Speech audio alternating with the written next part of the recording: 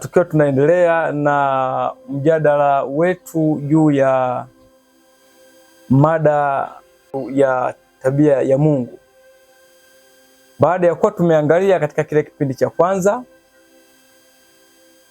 ya kwamba shetani katika uasi wake kule mbinguni aliasi juu ya nini? Ni amri gani ambayo alivunja mpaka akawa muasi?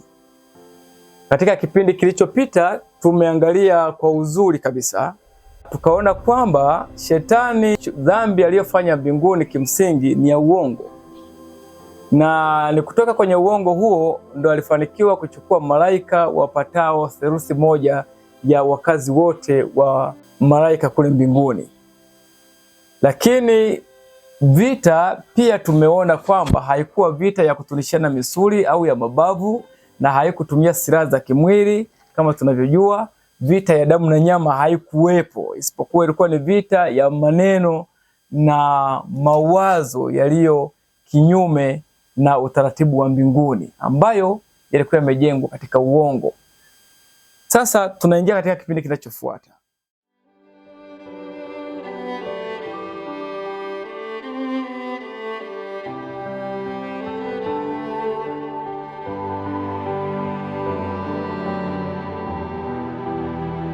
Unapoangalia kitabu cha Isaya na kitabu cha Ezekieli, unapata kwenye kitabu cha Ezekiel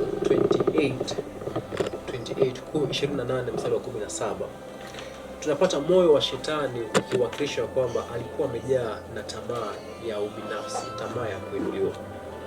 Hicho kipengele cha kwanza. Hiyo ni baada ya kuasi. Sasa hiyo ni baada ya kuasi au ni katika harakati za mwanzo wa uasi wake? Ya, tafikia hiyo itakuwa sahihi kwamba alipokuwa katika changamoto katika siri za moyo wake, alikuwa na tamaa ya kuweza kuwa na kuinuliwa. Kwenye kipengele cha kuinuliwa kuna kipengele fulani pale ambacho ni cha muhimu, ambacho huwa kimejificha fulani, ila ningependa tukiangazie tena. Hiyo kwa katika kitabu cha Isaya 14. Isaya 14 ukisoma ule mstari wa 13 hadi 14, tunapata ya kwamba madai yake alikuwa anasema ya kwamba alikuwa anatamani ainue kiti chake juu ya nyota za mbinguni. Nawe ulisema moyoni mwako. Isaya 14:13 anasema, nawe ulisema moyoni mwako, nitapanda mpaka mbinguni, nitakiinua kiti changu juu kuliko nyota za Mungu, nami nitaketi juu ya mlima wa mkutano. Sasa kumbuka mwanzo tulipata ya kwamba alikuwa anakaa katika mlima huo akizunguka. Unakumbuka? Katika moto, ule moto.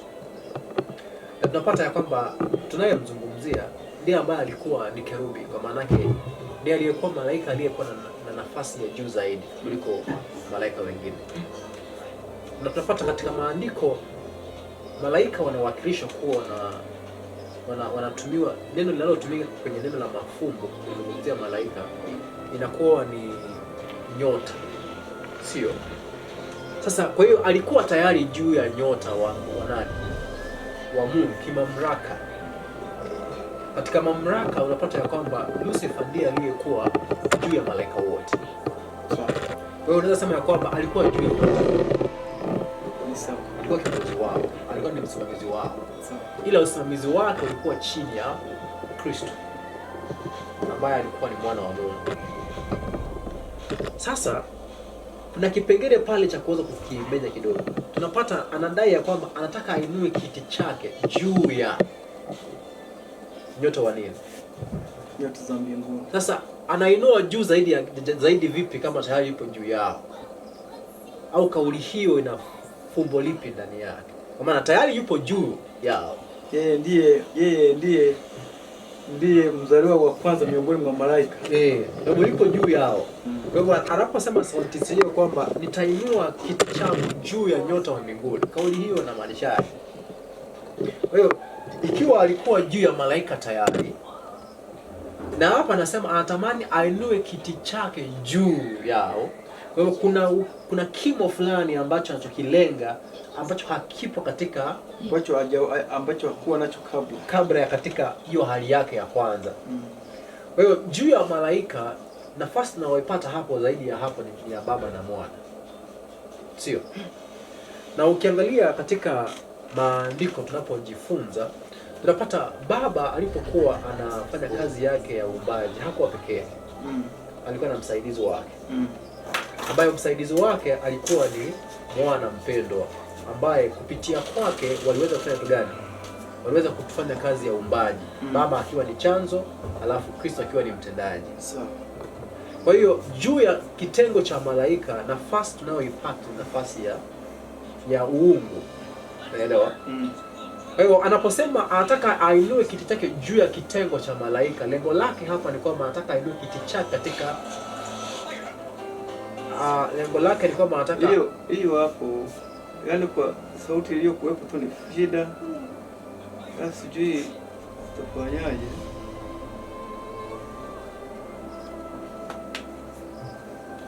Katika kitengo cha malaika hakuna kitu kingine ambacho Lucifer alikuwa amenyimwa. Yulikuwa kwenye mamlaka ni zaidi ya malaika wengine, hata kwenye muonekano mwenyewe. Lucifer alikuwa tofauti kabisa. Kwa hiyo lengo lake anapodai ya kwamba anatamani aweze kuinuliwa juu ya malaika, lengo lake ni kuinua hadhi na kiti chake na uwepo wake katika kikao cha uungu. Tupata Zakaria 6:13. Zakaria 6:13. Zakaria 6:13. Zakaria 6:13. Anzia 12, labda tupate muktadha wa wazo hilo. Okay. Ukamwambie ukisema, Bwana wa majeshi asema hivi, ya kwamba tazama, mtu huyu ndiye ambaye jina lake ni chipukizi, naye atakuwa katika mahali pake, naye atalijenga hekalu la Bwana. Naam, yeye atalijenga hekalu la Bwana, naye atachukua huo utukufu, ataketi akimiliki katika kiti chake cha enzi, na shauri la amani litakuwa kati ya hao wawili, na hizo taji zitakuwa za inatoshea pale 15. Okay, toshea pale. Kwa hiyo tunapata shauri la amani katika muktadha huo, of course, baada ya dhambi kuingia. Kwa hiyo ndiposa amani iweze kurejeshwa. Amani inapotoweka kwa sababu kuna uadui umeingia. Kwa hivyo kabla kuwepo na amani, hakuwepo na uadui, kulikuwepo na amani. Kwa hivyo ndiposa amani hii iweze kurejeshwa, kukawa na haja au kukawa na tunaita hitaji la stabilize, amani iweze kurejeshwa. So tunapata kauli hii kwenye kitabu cha Zakaria kwamba wanaohusika ni nafsi ngapi? Nafsi mbili. Ya anaitwa tawi na nani? Na shina. Ni hivyo? Yeah. Anaitwa Bwana na tawi. Sawa? Kwa hiyo the branch and the Lord. Ndio shauri amani itakuwa kati ya hao wawili. Jehova na the branch. The branch ni tawi. Sawa? Kwa hiyo juu ya nafsi hii si nafsi katika asili, juu ya asili ya malaika ambao ni nyota, asili ya juu hapo ni asili ya uungu ambao inahusu branch au tawi na nani? Na Baba. So point yangu ya msingi ni kwamba sentence hii ya kitabu cha Isaiah inayosema kwamba nataka kuinua kiti changu juu ya kiti cha Mungu. No, juu ya mlima mkutano wa Mungu. Lengo lake ni kutaka kuingia katikati ya baraza hili. Awe nafsi ya ngapi? Awe nafsi ya tatu. Mpaka pale tunaona kuna kipengele tafuta pale. Hiyo ndio sentence iliyo nyuma pale. Bila kuelewa hiyo, kauli ile itakuwa ya maana. Kwa maana tayari yupo juu ya malaika. Sasa malaika ndio nyota. Tayari yupo juu ya nyota. So ni juu zaidi gani anataka kuenda?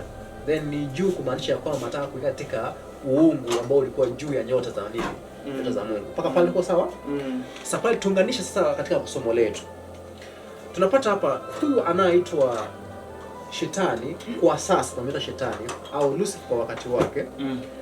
Tunapata kwenye kitabu cha kwenye kitabu cha Ezekieli tunadhihirishiwa ya kwamba ndani ya moyo wake au ndani ya hekalu lake kuna mchakato wa binafsi umeanza kufanya, umeanza kuingia.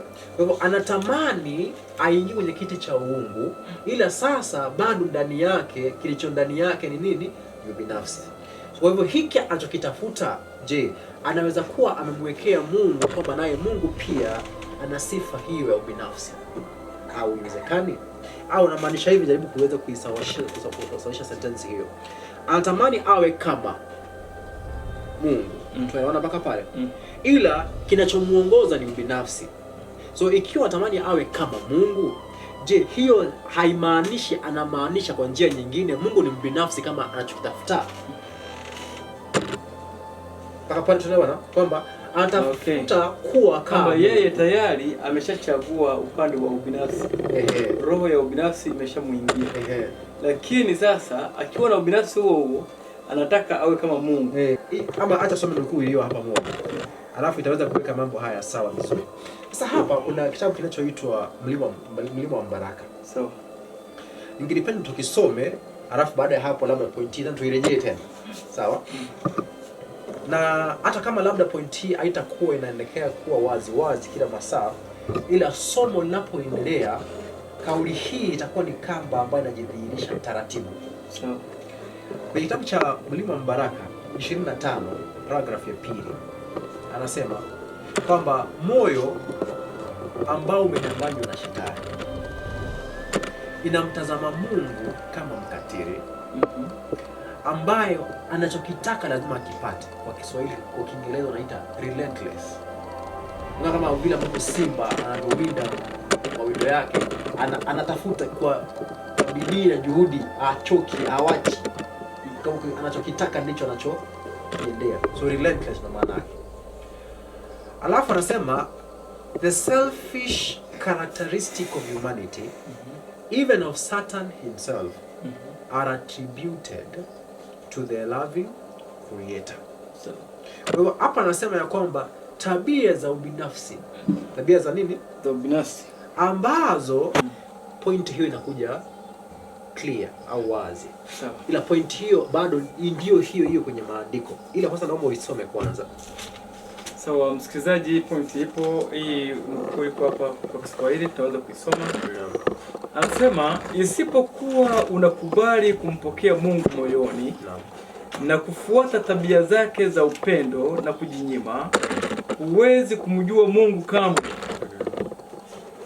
Moyo uliodanganywa na shetani huona kuwa Mungu ni mdhalimu asiye na huruma, tabia za kuwa na choyo na kujipendeza nafsi mwenyewe, ambazo ni tabia za binadamu zinazotokana na shetani mwenyewe, zinahesabiwa kuwa tabia za muumbaji mwenye upendo.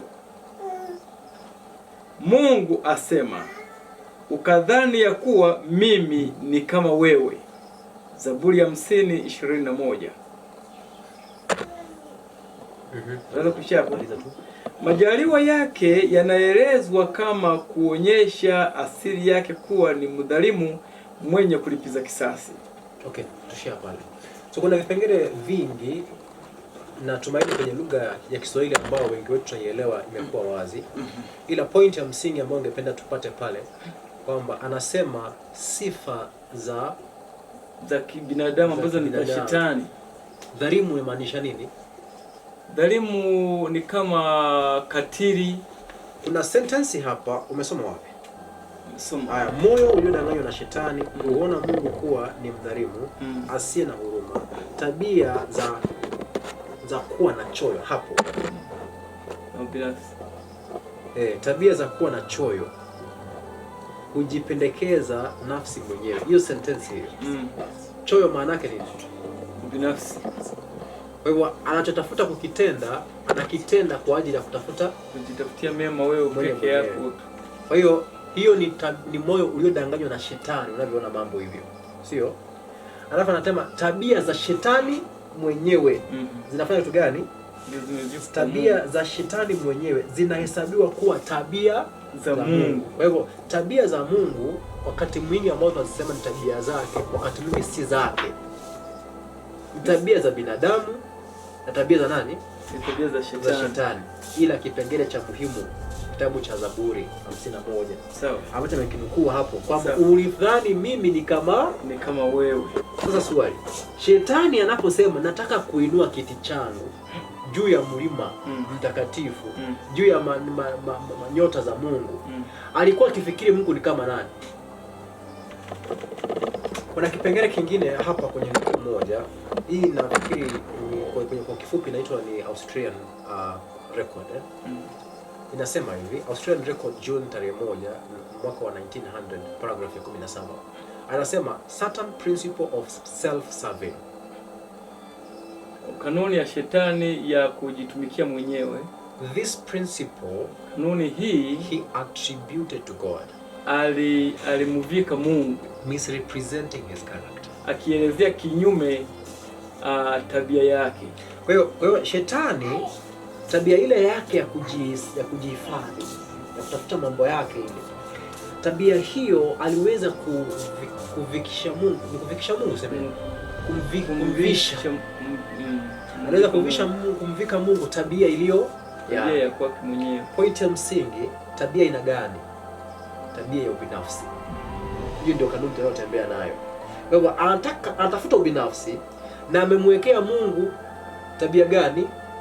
Ya ubinafsi. Sawa sawa? Kwa hivyo tunapata hapa mwanzo kabisa, shetani anapoanza mchakato wa ubinafsi na tamaa ya kuwa mbinafsi, anaweka sura ile ya ubinafsi anayoitafuta kwa Mungu, kwamba yeye ndiye nani? Mungu naye yuko kama yeye. Mungu yuko kama yeye. Sawa sawa? Kwa hivyo pambano linapoanza mbinguni, kesi hapa ilikuwa ni kuhusu tabia yake, tabia ya Mungu ilivyo, na Mungu akawahakikisha kuwa ni Mungu mbinafsi. Kama pale tumeweza kuona hiyo, sasa ningelipenda sasa tuende moja kwa moja kwa nukuu moja ambayo inatuletea mada husika katika ni vipi ambavyo shetani aliweza kutoa hoja kwamba Mungu ni mbinafsi. Sawa? Hii tutaenda kusoma vitabu viwili sasa, kitabu nukuu mbili kwenye kitabu cha Wazee na Manabii. Wazee na Manabii, sijui kama kitakuwa kwenye Kiswahili, lakini kwenye Kiingereza nini nacho hapa? Ni 37 paragraph ya kwanza. Anasema he began to insinuate doubts concerning the laws. Alianza kuingiza mashaka kuhusu sheria that governed heavenly beings, zilizoongoza viumbe wa mbinguni, intimating that though laws might be necessary for inhabitants of the worlds, akieleza kwamba ingawaje sheria inaweza kuwa muhimu kwa ajili ya malimwengu, being more exalted, ya tukiwa tumeinuliwa juu, wao malaika wakiwa wameinuliwa juu zaidi, needed no such restraint. Hatuhitaji kuwa na vizuizi vya namna hiyo. For their own wisdom was sufficient guide. Kwa kuwa hekima yao inatosha. Kwa hiyo point ya msingi hapa, shetani tunampata katika mchakato huu, akaanza kuzunguka akiweka mawazo ya mashaka, ya kutulia mashaka sheria za nani? Sheria za Mungu. Akisema ya kwamba kwa maana wao wana hekima, wao hawahitaji sheria hiyo. Kwa maana sheria hiyo, anasema, anadai ya kwamba ilikuwa inawakandamiza. Kwa hiyo ijapokuwa walimwengu wengine wanaweza kuwa wanahitaji sheria hiyo, wao hawahitaji nini? Sheria hiyo. Kwa tunapata mashaka shetani anaoanza kuyapitisha, ndiposa afike kwenye lengo lake kuu, anaanza kuwakilisha sheria ya Mungu kama sheria inayowakandamiza, sheria inayowazuia. Sawa? Kwa hiyo lengo la shetani haliwezi timia hadi wakati ule ambapo anapogusa nini? Sheria ya nani? Sheria ya Mungu. Mpaka pale kama tumeweza kuelewana vizuri, tusisahau pia ya kwamba kulingana na matamshi ya Kristo kwenye kitabu cha Mathayo, alipoulizwa kuhusu amri kuu ni gani, aliweza kusema kwamba amri imeweza kuwa kupeana katika muhtasari kwamba ni kumpenda Mungu na kumpenda nani? Na kumpenda jirani yako. Sawa sawa? Kwa hiyo kanuni ya amri tunayoizungumzia ni kanuni ya upendo. Na upendo ndiyo kanuni iliyo kinyume na kanuni ya ubinafsi. Kwa hiyo ndiposa aweze kuwakilisha Mungu kama mtu binafsi. Kwa hiyo shetani aliweza kuwakilisha amri ya Mungu kuwa kama amri ya nini? Ya ubinafsi. Kwa hiyo shetani, udanganyifu wake kuhusu Mungu unalenga kuwakilisha amri za Mungu kama amri za binadamu, na la pili kuwa kama amri zile za ubinafsi ambazo binadamu anazozitoa. Ni kitu kimoja, labda hata si mambo mawili. Kwa njia moja naomba niweze kuiweka katika njia hii. Tumesema ya kwamba tabia ya ubinafsi ambayo shetani anamvishia Mungu ama anamvika Mungu ni tabia yake mwenyewe shetani, na ni tabia za binadamu. Sawa? Tabia za ubinafsi.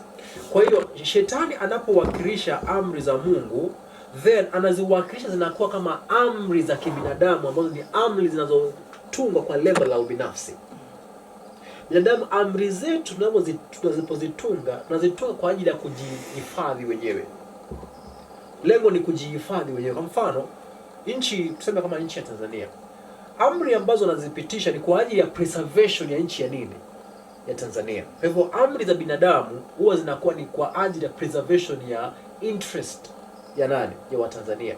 Kwa hiyo shetani anawakilisha kwamba amri za Mungu ni za kukandamiza uhuru wetu kama viumbe, hasa malaika ambao hatuhitaji kukandamizwa huko.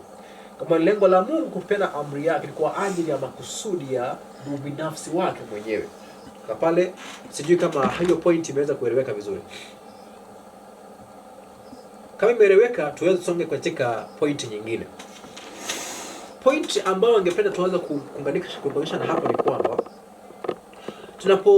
tunapozungumzia lengo la kupindua serikali ya nchi yoyote au taifa lolote, then kando ya kwamba unahitaji kumpindua yeye mamlakani, lengo kuu zaidi ya hapo ni kwamba tunafaa tufahamu ya kwamba upinduzi wa serikali yoyote ile, lazima mtu huyo anayefanya lengo lile anahitaji la kuleta mabadiliko fulani katika taifa lile.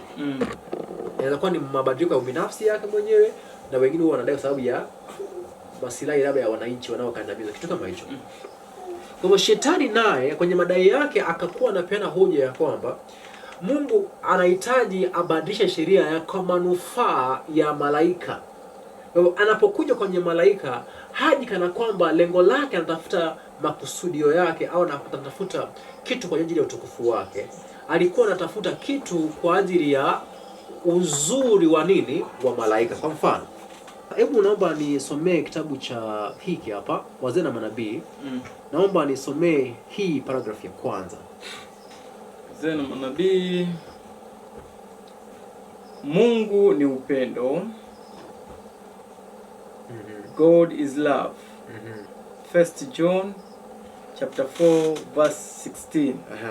His nature, his law is love. Now, komea pale. Sentensi hii haijasema ya kwamba asili ya Mungu na sheria yake. Kwa Kiingereza nasema his nature, his law. Kwa hivyo hapo sasa asili yake ni nini? Sheria yake. Hiyo ni sentensi ngumu. Kwa hivyo asili ya Mungu ni asili ya sheria yake. Yaani kwa maana nyingine, Mungu alivyo, vile sheria yake ilivyo, ndivyo alivyo. Ndivyo yeye pia alivyo. Kwa hiyo ndio maana yeye na sheria yake yani asili ni moja. Asili ni moja. Yaani hiyo inamaanisha hivi. Ndiposa ubadilishe sheria, lazima kwanza ukamuondoe Mungu, ukamuondoe, alafu kamuumba tena. Yeah? Ndio ubadilishe sheria, lazima kwanza unaanza kumbadilisha Mungu. Baada ya kumbadilisha Mungu, ndiposa sasa uweze kubadilisha, umutunge vizuri. Unaelewa hiyo? Sasa ikiwa hiyo iko hivyo, kwa hiyo kanuni yake ambayo ni asili yake haibadiliki. Mungu ni yule jana, leo na hata kesho. Sawa? Kwa hivyo amri yake haiwezi fanya kitu gani? Haiwezi badilika. Ila sasa amri ya binadamu inaweza ibadilisha. Maana yake kwa lugha kama hiyo iliyotumika hapo, ni sawa na kusema kwa mfano wako wale ambao mapacha wale ambao unakuta wamezaliwa wako wameshikana. Haiwezekani kumtenganisha mmoja bila kumgusa mwingine. Yaani kwa mfano usiona wakata. Haiwezekani ile umkate yule mmoja bila kumkata yule mwingine. Naam. Sasa kama sheria ya Mungu na tabia ya Mungu na tabia ya Mungu asili moja, tena haiwezekani ubadili sheria hii ya Mungu bila kumbadili Mungu. Naam. Ambacho kitaenda kinyume na asili yake, then huyo Mungu amebadilika. Sio? But hiyo sio point ya sasa. Hiyo point itakuja tu moja kwa moja tunapoendelea. Point ya msingi hapo ni kwamba asili ya Mungu ambayo ni kanuni ya sheria yake ni upendo. Kwa maana nyingine asili ya Mungu ni upendo. Unajua wakati mwingine mtu anasema aje, Mungu ni pendo. Si ndio maana kitabu cha Yohana kinatuambia Mungu ni nini? Ni upendo. Ila upendo ambao ndio asili ya Mungu ni sawasawa na amri yake. Kwa maana yake sitakosea nikisema kwamba amri ya Mungu ndio asili yake. Sawa? Na kwa hivyo asili ya Mungu ni asili ya nini? Ya upendo. Ile sasa shetani anavyowakilisha asili ya Mungu kwa malaika, anawakilisha kwamba asili yake ni ya nini? Ya ubinafsi. Hivi unaelewa? Naomba nisome nukuu iliyo hapa. Inatoka kwenye kitabu kinachoitwa Roho ya Unabii, gombo la kwanza 22 paragraph ya 3. Ni hiyo hapa. Inasema this Satan, kama nifungue kwenye estate pale, halafu tutaweza kuisoma vizuri. Hii nukuu inaanza kutufungulia kwa undani zaidi mgogoro huu ambao shetani anaufanya kupitia udanganyifu upi na jinsi ambavyo anaweza kujificha.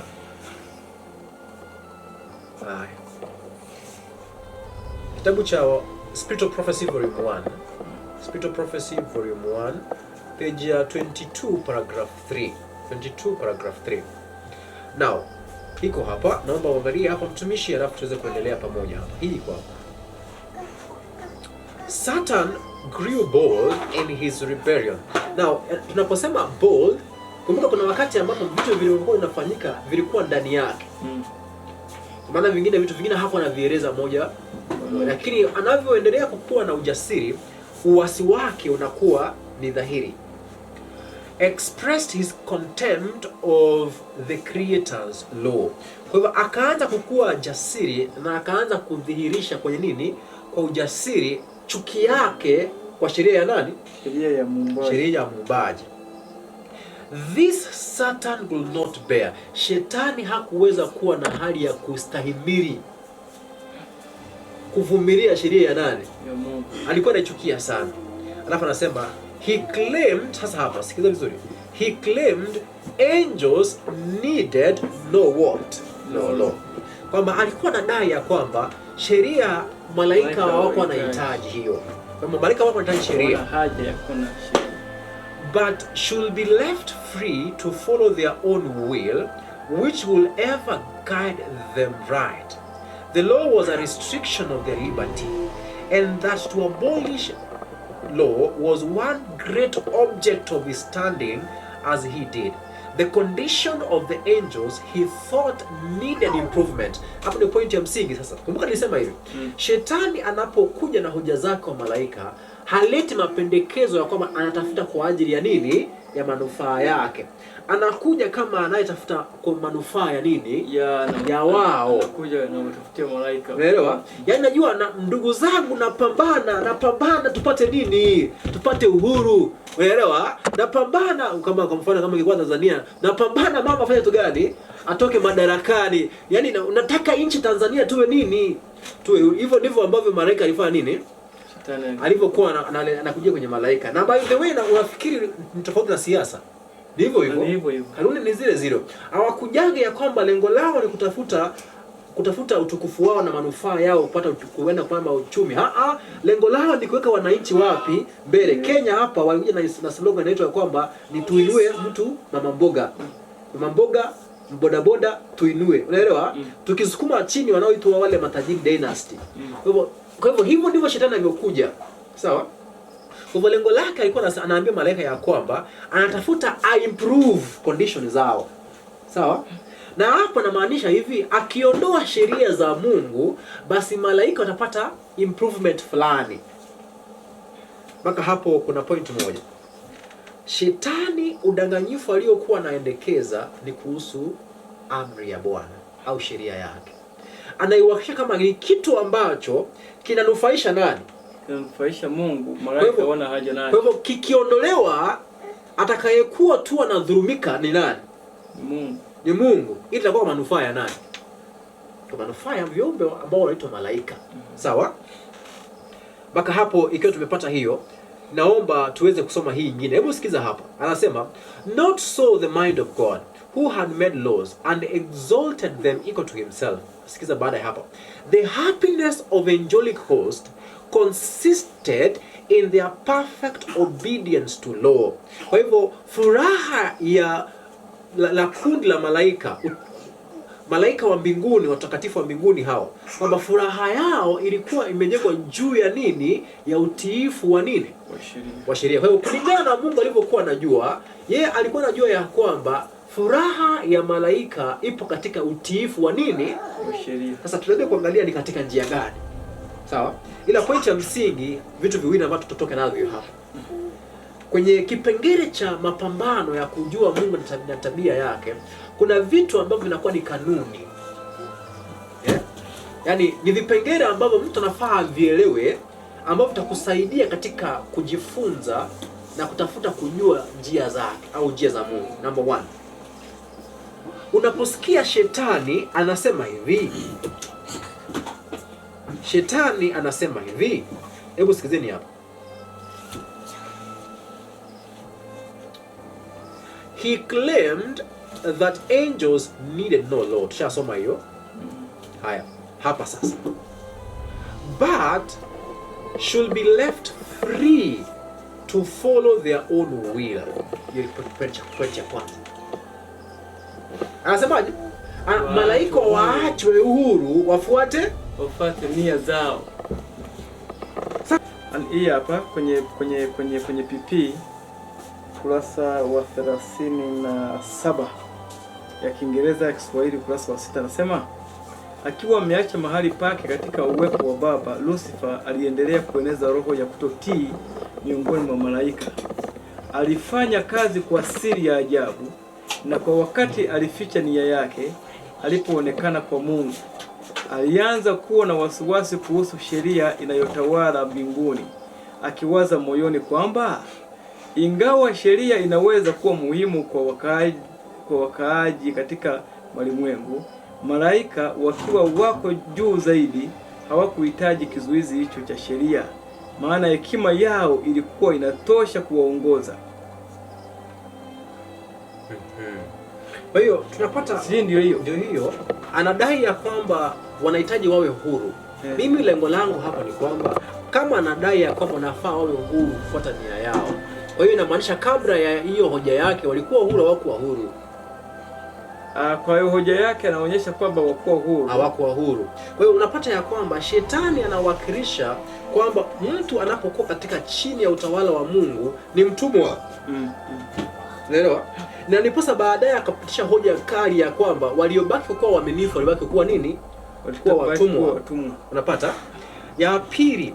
Sasa kuna wakati mmoja nimekuwa na rafiki mahali fulani. Alikuwa anazungumza kuhusu tunapochagua Mungu atuongoze, inakuwa kwamba nia yake ndio inayokuwa inayotuongoza. Okay? Akasema ya kwamba wakati ambapo binadamu umepatia Mungu nia yako, kuanzia wakati huo hauna uwezo tena au nafasi tena kufanya dhambi. Kwa maana si wewe tena utakuwa unafanya nini? Unachagua. Nani atakuwa anachagua? Ni Mungu. Kana kwamba Mungu anapochukua binadamu na binadamu anapojitoa kwenye Mungu, then unapoteza nini? Uhuru wa nini? Wa kuchagua. Sasa tunasahau ya kwamba binadamu au kiumbe yoyote anapokuwa katika uchaguzi huo anaufanya kwa hiari, na lazima kila wakati aendelee kufanya nini? Kuchagua. Sio? Cha pili, wakati ambapo unaamua kuchagua jambo, sio kwa maana jambo lile ni mapenzi ya yule anayetaka utende ambaye ni Mungu. Umetathmini kupitia mantiki ambayo ni akili na dhamiri yako imeshuhudia lile jambo linastahili. Kwa hivyo ukalichagua ulitendee kazi kama uchaguzi wa nani? kama uchaguzi wangu. Kwa hivyo mapenzi yake hayana maana kwangu hadi wakati ambapo nitayachagua yawe nini? Mapenzi yangu. Unaelewa? Kwa hiyo hapa shetani anadai ya kwamba Mungu anapopeana amri, yeye amri yake ndiyo inayotuongoza, na amri hiyo inapotuongoza sisi hatuna uhuru wa kufanya nini? Wa kuchagua. Sawa? Mpaka hapo basi anamaliza anasema ya kwamba the law was a restriction of what? Of their liberty. Sasa mwisho akapitisha kesi ni kwamba sheria ya Mungu si sheria ya nini? Si sheria ya uhuru. Inabana uhuru wao. Kwa hiyo kwa kusudi hilo anahitaji sheria ifanye nini? Ipinduliwe. Sawa? Fanyie marekebisho sheria. Tulisema ya kwamba asili ya Mungu ni asili ya nini? Asili ya Mungu na asili ya sheria ni moja. Ni moja. Kwa maana asili ya Mungu ni sheria. Sawa. Kwa kama asili ya Mungu ni sheria, hoja hapa ni shetani anasemanisha kwamba Mungu ni mkandamizaji. Anatudhibiti. Hataki tufanye mapenzi yetu. Na hivi umewasikia Wakristo wanaomaanisha vizuri kabisa. Wako katika moyo wa kuamini na wanasema kwenye nia nzuri. Kuanzia sasa Bwana, naomba wewe tawala. Hiyo sentence ni nzuri. Ila usipoielewa pia inaweza kuwa inazungumza vitu vingine. Kwa maana yake tawala ni kwamba sasa kuanzia leo mimi nimekuwa kama remote. Wewe fanya unavyo. Sitashiriki maamuzi yoyote. Mimi sina, wewe amua, wewe ndio unayejua. Unaelewa? Mungu hahitaji viumbe wa aina hiyo. Anahitaji viumbe ambao anawashirikisha katika kutathmini jambo na wafanye nini? Uamuzi, walipokee jambo kwa uelewa. Hataki wanadamu ambao wanasema ndio Bwana. Ndio Bwana, wewe kama maaskari. Yes sir. Kimbia nje kaenda kafagie. Yes sir. Ila tathmini ya lile jambo lenyewe halipo. Unafuata agizo kwa maana agizo limetolewa. Sawa? Kwa hiyo katika pambano kuu unapata hapa nyuma ya mgogoro kuhusu sheria ya Mungu kuna kipengele kimejificha. Kipengele cha uhuru. Je, Mungu ni Mungu wa uhuru au si Mungu wa uhuru? Kwa hivyo tunapozungumzia kwamba Mungu anaumba viumbe na viumbe hawa anawakabidhi sheria ya kukandamiza, wewe unasema ni ya uhuru. Ila mwingine anasema ya nini? Ya kukandamiza. Ya kukandamiza. Sasa wewe ndajuaje ya kwamba ni ya uhuru ni kweli? Kwa maana wewe umeniambia wewe ni mchungaji wangu. Kama kwa maana yako umeonyeshwa. Na wewe utajuaje kwangu ninapodai ya kwamba sheria ya Mungu ni ya kukandamiza? Hivi leo kila mtu akisimama aseme juu hivi aseme kwamba sheria ya Mungu ni sheria ya uhuru. Tadhibitisheni? Kimsingi lazima tuwe tuna mahala ambapo Mungu ametufunua hilo. Amelitenda matendo yake. Kwa kifupi utajua Mungu na sheria yake kwamba ni sheria ya uhuru katika matendo. Kwa kumuona bila anafanya. Kwa kuwa kama madai ni kwamba asili ya yeye na asili ya sheria ni moja. Then kile nitakachoona nikiona tu sheria imeandikwa ninaweza nitilie shaka. Lakini kama nikiona iko practical katika utendaji kwa Mungu kule ambako asili ni moja, then ninakuwa nimepata ushahidi. Sasa angalia hapa. Tulisema aliyekuwa analeta udanganyifu kuhusu Mungu na sheria yake ni nani? Aliyekuwa karibu. Sio? Sasa huyu aliyekuwa karibu, aliyekuwa ameaminika, mara moja amekuja akatuambia nilivyodhani ndivyo alivyo, kumbe sivyo alivyo. Huyu jamaa kumbe kila kitu ambacho amekuwa kipeana ni kutudhibiti. Hoja hiyo ikapitishwa. Mungu akaja akasema kinyume na hiyo sentensi. Itasahihishwaje sasa? Akatoa madai kinyume cha yule aliyekuwa amesema. Kaita mkutano alafu akasema jamani, kwa kweli nasikia kuna mambo hapo mmeambiwa na Lucifer. Si kweli? Ila habari hizo zote sio za kweli.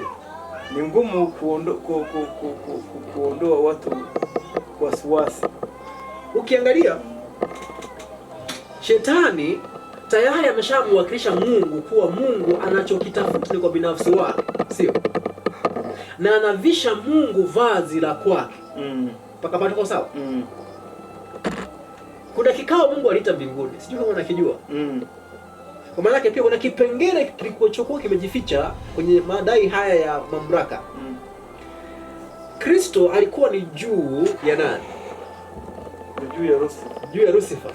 Lucifer akadai ya kwamba nami nafaa niwe juu ya juu ya Kristo, akitafuta ya kwamba kwenye baraza lile wao wangapi, na yeye awepo watatu. Aya, Mungu akaita mkutano. Nakumbuka ule mkutano mbele ya halaiki wa mbinguni, akatangaza nafasi ya nani? Nafasi ya mwanae. Baada ya hapo shetani alikiri. Kwa hiyo kwenye madai wote maandiko nasema walisujudia malaika, lakini shetani alikataa. Na hadi kwenye kesi ya duniani hapa Kristo anapokuja, Mungu ndiye akatangaza kwenye ubatizo, huyu ni mwanangu nipendezaye naye. Sio? Na baada ya hapo shetani anakuja kwenye lile neno alilokuwa limeshughulikiwa kule mwanzo kule. Akamwambia ikiwa wewe ni maanishaje? Alipokuwa ameitishwa baraza likaitwa kule mbele, akatangazwa kule, alikubali ama dai? Kama hakukubali, alitangazaje kwamba Mungu alifanya kwenye baraza Mungu alifanya nini pale? Kwenye matangazo Mungu alifanya nini? Wewe nimeita mkutano, nimetangaza jambo ambalo umekuwa ukiniuliza. Ile jambo nililiweka sawa, nikalitangaza. Ile jambo lile. Bado unaendelea kulisikiliza na kulisisitiza. Uliamini kauli yangu? Hamna. Kwa maana nyingine akamwita Mungu mdanganyifu. Ndio maana baadaye unampata anaendelea ile hoja, kama wewe nani? Kama wewe ni mwana wa nani? Wa Mungu. Basi fanya hivi. Kama wewe mwana wa Mungu fanya hivi. Kuna hoja nyingine ambayo inasema ya kwamba hata alimpendekeza akasema, ukitenda hili tendo la kubadilisha jiwe liwe mkate, basi mgogoro wangu na wewe unafanya nini? Umeisha. Kumaanisha hakuamini. Pointi yangu ni gani? Wakati ambapo shetani alitoa udanganyifu, hii ndio sehemu ambayo nataka tuweze kuelewa, ndugu Cyprian, kitu fulani hapa. Ni cha muhimu sana. Sasa hii nenda kuhusu katika nyanja ya akili. Kwamba wakati ambapo udanganyifu umeletwa, huwa unaletwa katika ubongo ama kutoka kwenye akili ambayo ndio uwanja wa vita. Ikiwa udanganyifu ule utakuwa umeaminika kuwa kweli.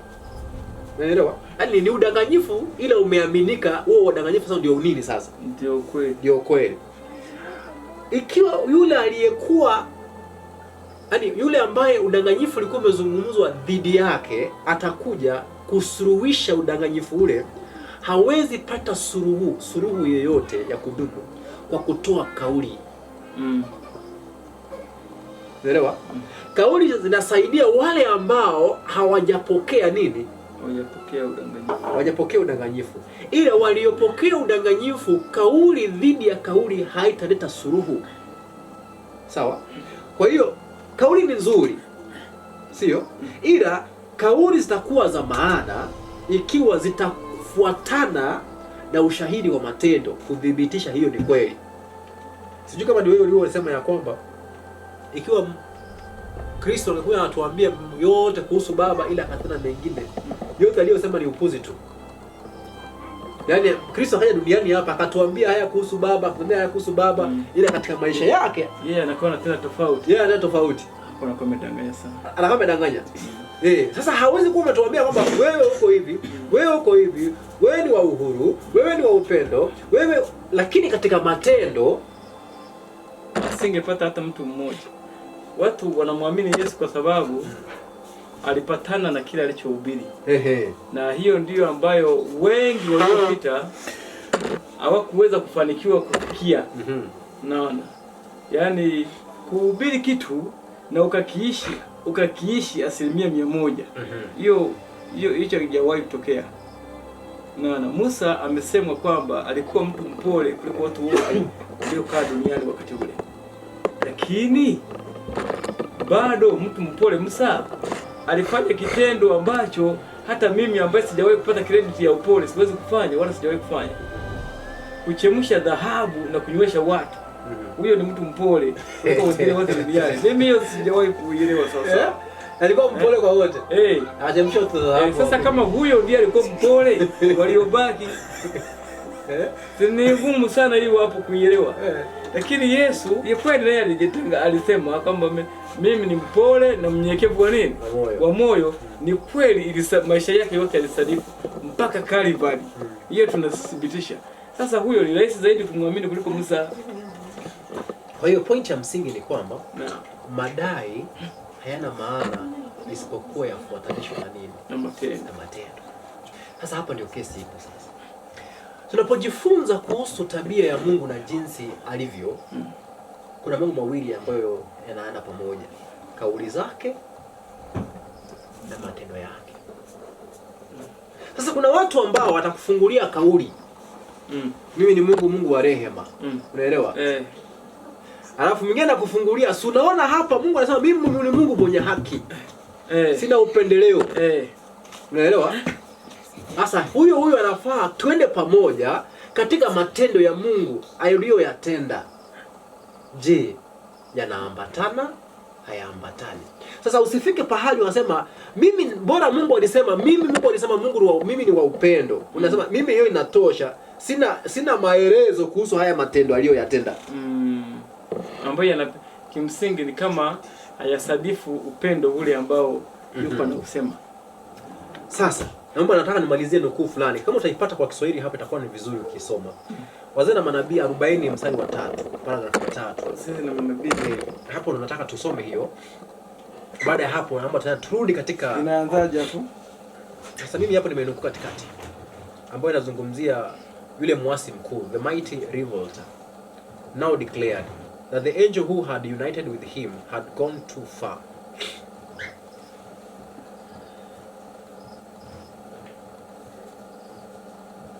Wazee na Manabii 40 ni paragraph ya 3. 40 aya ya 3. Kwamba wengi walikuwa na ile hali ya kutaka kurudi. Nasema wengi walielekea kujali ushauri huu. Hebu tufanye hivi. Hebu tufanye hivi. Labda tuunganishe hii na somo lililopita. Tulisema yaliyokuwa yanafanyika mbinguni vita. Nakumbuka ilikuwa nini? Ilikuwa ni vita ya mgogoro wa maneno. Sasa tuseme kwamba tutafute sasa tuone kwenye maandiko. Rudi paragraph inayofuata. Yaani juu kabisa. Hiyo paragraph. Hiyo kama ni kabla ya hapo. Bado malaika watakatifu walimsihi. Ni hapo. Bado malaika watakatifu walimsihi yeye na wafuasi wake. Kama hapo bado sio nzuri. Unajua hizi vitu ni tamu kiwango cha kwamba unashindwa uanzie wapi. Hebu anze paragraph 1. 40 paragraph 1. Kwa hivyo kwa yule ambaye anaandika kwa yule ambaye anaandika kwa Wazee na Manabii kwa Kiingereza ni 40 paragraph ya kwanza ambayo inasema kwamba rejecting with disdain the arguments and entreaties. Kwa hivyo kwa kukataa kwa dharau nafikiri. Umeiona? Kwa dharau hapo. Sasa naomba tusikize hapo. Kwa dharau alikataa ushawishi wa malaika watakatifu. Kwa malaika hawa watakatifu walikuwa wanapigana vita. Hapo walikuwa wanatumia nini? Walikuwa wanatumia hiyo ni ushawishi kusihi kwa maneno. Kwa maneno. Ndio. Haya kidogo tu. Kwa hivyo silaha nini hapo? Silaha ni maneno. Hiyo nyuma ya maneno hayo ilikuwa ni hisia gani? Chuki, ni huzuni ni upendo kimsingi. Ni upendo kwa Lucifer. Kutotaka apatwe na mabaya huko mbele. Unaelewa? Kwa hivyo kilicho nyuma ya maneno ya malaika watakatifu maneno yao ni kumnusuru Lucifer kwa nani sawa, lakini kilicho nyuma pale ni upendo na wasukuma. Sawa? Sababu alikuwa ameinuliwa na kupendwa sana maandiko yanasema. Naam. Kwa dharau akikataa ushawishi wa malaika watakatifu, aliwaita watumwa waliodanganywa.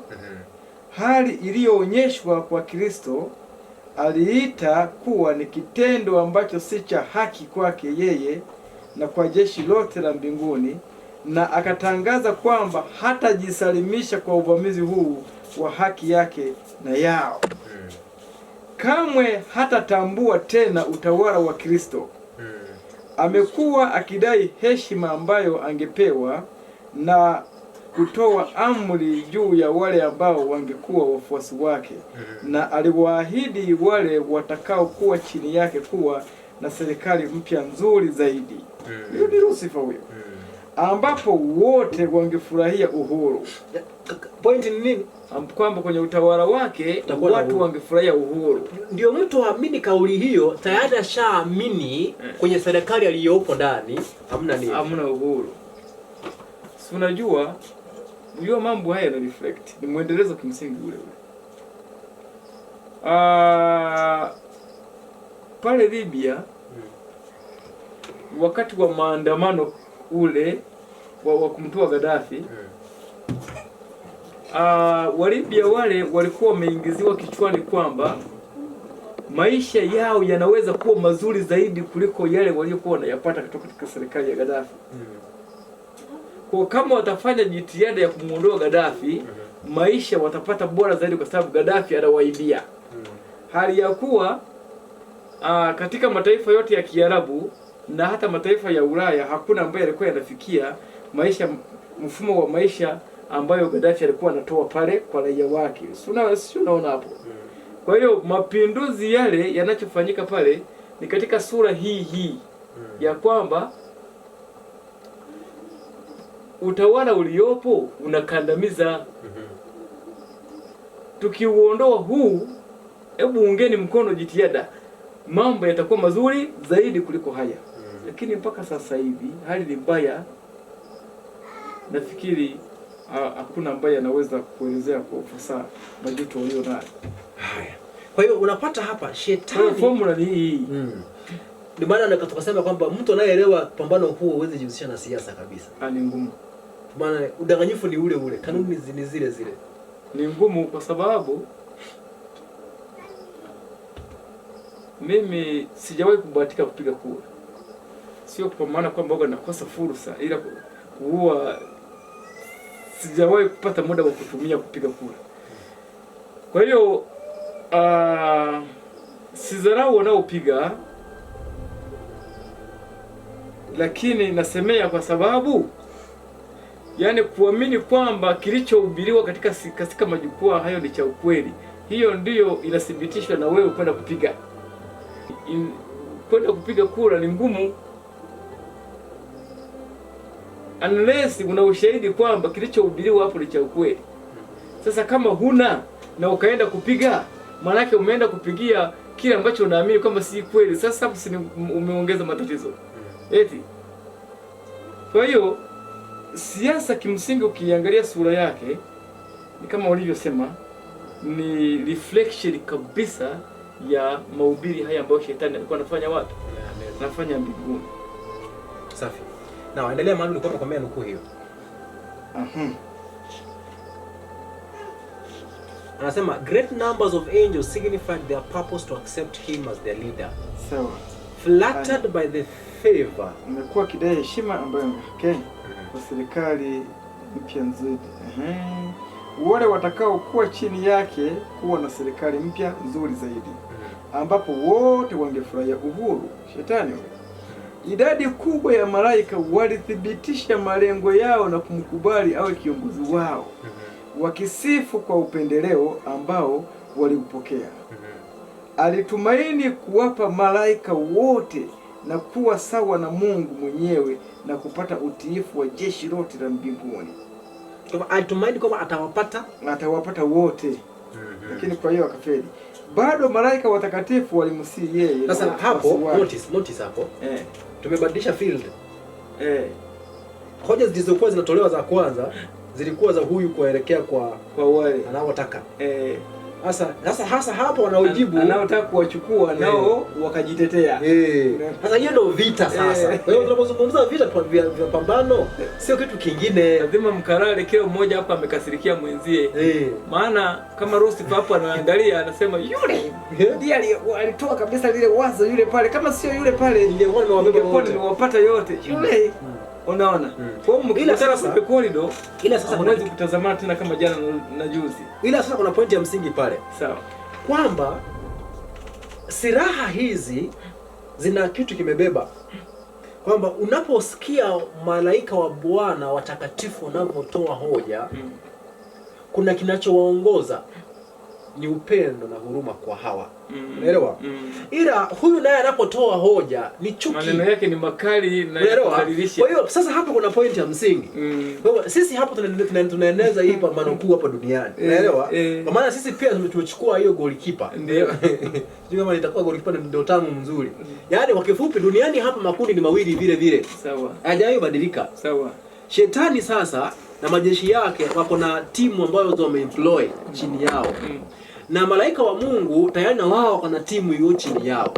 Ila silaha ni zile zile na roho inayofaa kudhihirishwa ni ile. Kwa hiyo tunafaa tuwe makini katika vita vya maneno vya dini. Unajua Mungu atusamehe sababu wakati mwingine hatujui. Na nao tumefanya vitu kwa sababu hatufanyi nini. Jana usiku nilikuwa niko napitia kitabu kimoja hapo cha Mind, Character and Personality. Akasema Mungu anachukia mabishano ya maneno. Na akawa anatoa wito kwamba wale ambao ni watu wake hataki wajihusishe na mabishano ya maneno. Unaona, sasa ndio hapo unaposemea kwamba inafaa na sisi tuwe nini? Tuwe makini. Kumbe yule mwenye kutaka mabishano ya maneno, hiyo ni kazi ya nani tena? Ni ya Lucifer. Ndio maana nafikiri kuna mashauri ya kwamba ikiwa italazimisha, ikiwa itafanya nini? Italazimu. Anasema ni kwa unyenyekevu kiwango gani watu kwa maombi mengi wataweza kukabiliana na nini? Hiyo sentence ni kali sana kwa sababu unajua wakati mwingi tunakuwa wanadamu ambao upo tayari unasema kwamba nitawashughulikia. Unaelewa mtumishi? Kwamba hao nitawashughulikia. Kwa hiyo ukitoka kwenye mimbari pale unasema niliwapa kiboko. Unaelewa? Sasa naomba uruke hiyo inayofuata. Soma hasa hiyo kwamba wengi walikuwa tayari kufuata mawazo ama mashauri. Anasema hivi. Wengi walielekea kujali ushauri huo. Ili kutubu kwa kutokuridhika. Hawa ni wale ambao tayari walikuwa wameshakokotwa na shetani. Walielekea kubadili nini? Wazo baada ya kuwa wamepata mashauri kutoka ng'ambo ya pili. Kwa hivyo wamepigwa, unaelewa? Ile vita yani kwa mkuu akili zimelegea, zimeachia ule ukorofi uliokuwa umeingia. Unaona, wakaelekea kuachana na mshirika wao Lucifer. Anasema ili kutubu kwa kutokuridhika kwao na kutafuta kupokelewa na Baba na Mwana wake. Wakawa wanataka wasifute warejee kwa Baba na nani na Mwana, wakajieleze, Baba, kwa kweli tumekosea. Unaona, walikuwa wamefikia hatua hiyo. Anasema lakini Lucifer alikuwa na uongo mwingine tayari. Umeelewa hapo? Haya.